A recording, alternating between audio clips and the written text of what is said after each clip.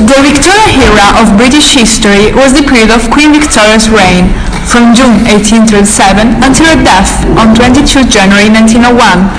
It was a long period of peace, prosperity, refining sensibilities and a national self-confidence for Britain.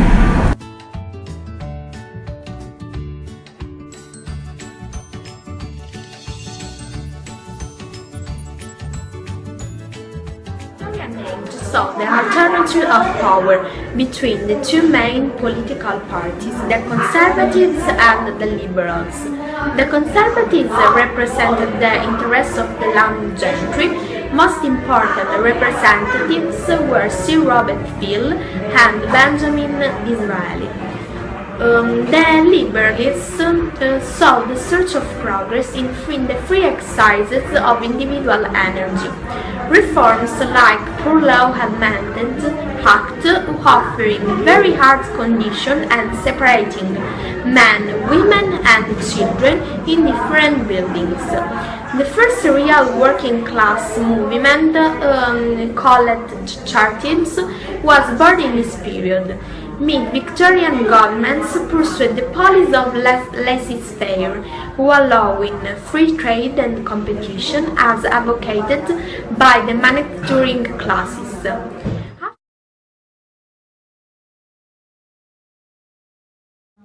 During the Victorian period, there were three main social classes: the upper class, the middle class, and the working one. The upper class included people like royal families and also businessmen or officers of England. But the most popular one was the middle class, and it was divided into upper and lower. The upper middle class included people like industrialists and or bankers, and they had the power because economy was in their hands, so they could control the policy of government.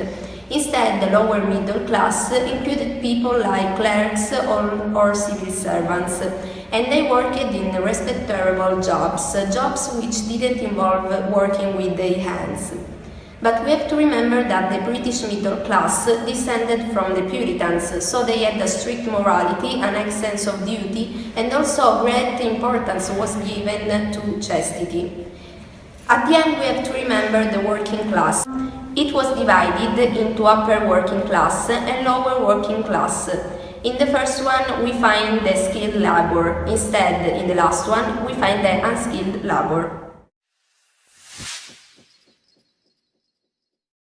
The status of women in the Victorian era was often seen as an illustration of the striking discrepancy between the United Kingdom's national power and wealth and what many then and now consider its appealing social conditions.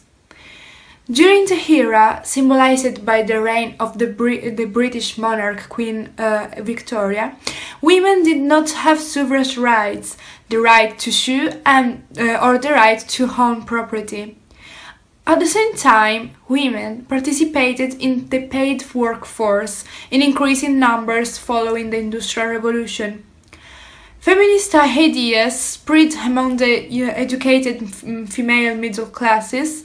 Discriminatory laws were repealed, and the women's suffrage movement gained momentum the last years of the Victorian Age.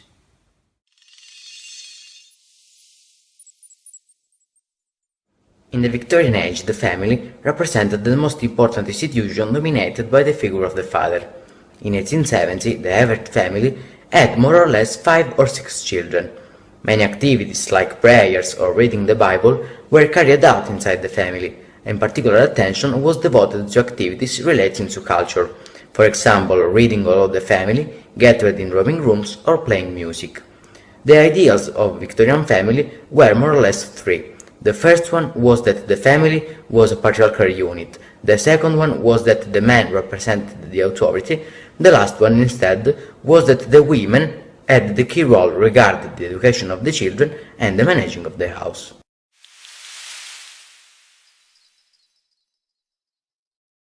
In the period between 1869 and 1876, the overskirt was a must.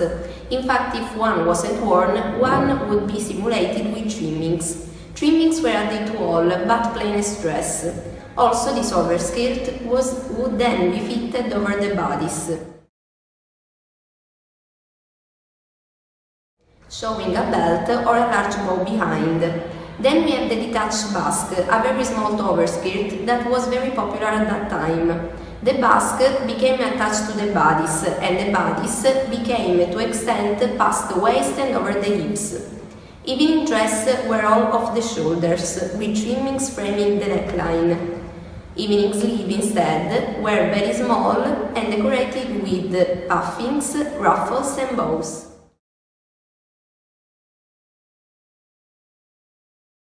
Soon after, the bustle was not very popular, but it comes back in 1883. The skirts were slim in front and sides, and the back ballooned out over a bustle framework.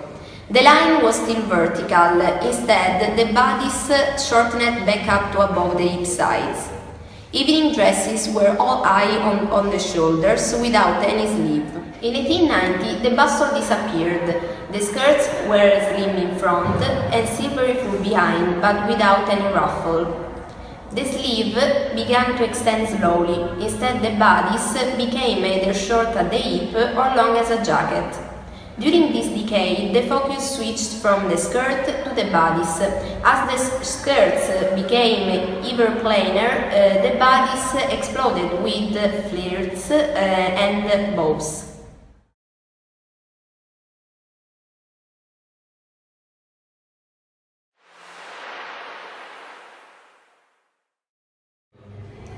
Concern for the conditions of the poor produced the rise of socialism. Socialists wanted a society and a system by which the land and the factories would be owned by the entire community.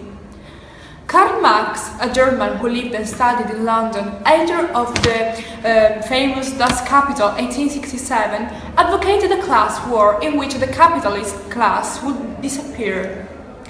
The Marxist creed was not immediately popular in England, but it was taken up in the 1880s by some trade unions leaders who formed the Socialist Democratic Federation.